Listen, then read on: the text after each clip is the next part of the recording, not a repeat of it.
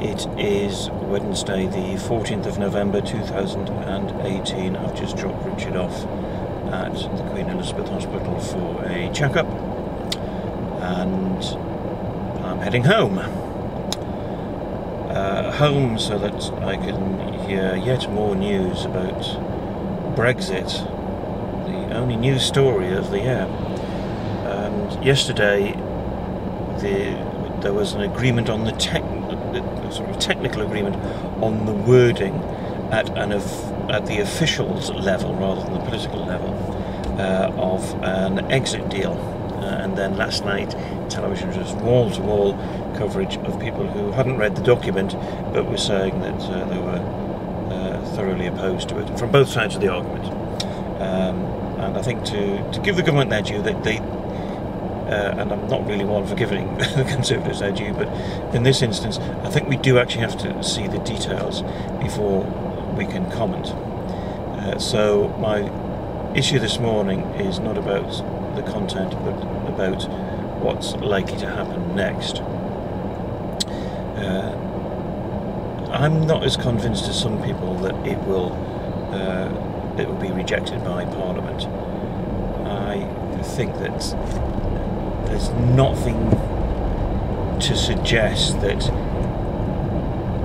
rejecting it and then going back for more negotiation would get us anything different to what we have now.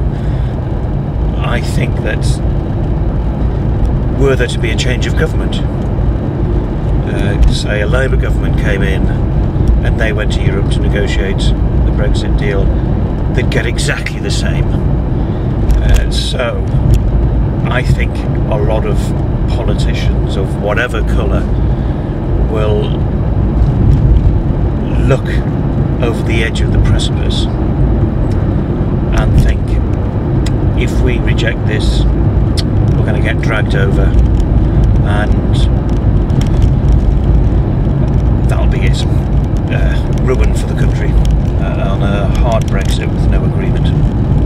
No exit agreement, no agreement on future trading relations with Europe. I think just the fear of that will bring many of these Conservatives into line, and frankly I think that there'll be some in the Labour Party, the anti-Europeans, the sort of dinosaurs that frankly Jeremy Corbyn is one of them, plus some who are Remainer but now represent Brexit backing constituencies. I think some of them will be just enough to push Theresa May over the finishing line. But we'll see. Yeah, I've made lots of predictions over the past couple of years. Lots of them have fallen flat on their face. So we'll just see what happens. But I don't think that there will be many resignations today from the government. It might be a small number. Maybe by saying this, it's tempting fate for lots of them to resign and the government collapse. But you know, let's be realistic. I don't think it's going to happen in any large numbers. But we'll know after 2 o'clock today, and I've got a 2 o'clock meeting anyway, so I'll have to pick up the news when I finish the meeting. So, over and out for now, and I'm heading back home to sort out lots of emails to constituents. It's just coming up to 6 o'clock in the evening, and I am back at the Civic Centre to go to Lib Dem group meeting. Now, today, obviously the big Brexit news, and the Cabinet started meeting at 2 o'clock, and everybody was expecting a statement from the Prime Minister by about 5 o'clock. Well, it's 6 o'clock now, almost, and still no statement.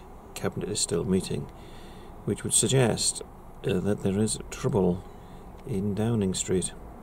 It's about 11:30 in the evening, and I've been back from group meeting for about 4 hours now, and we're having a Brexit motion at full council next week, calling for a people's vote, as you'd expect. But I've had a bit of time now to be able to see the coverage of the Brexit deal, and one of the things that occurred to me was the old Tory campaign slogan from some years ago, in Europe but not run by Europe. So what we seem to have is the opposite of that now, not in Europe but run by Europe, because basically Brexit has turned us into a rule taker rather than a rule maker. In other words, as member of the European Union, we're part of the process of making the rules that we all follow. By pulling out of the European Union and following the Theresa May plan, Europe makes the rules and imposes them on us. That's a calamity, that. Absolute calamity. Why Britain has ever allowed itself to get into that situation is beyond me.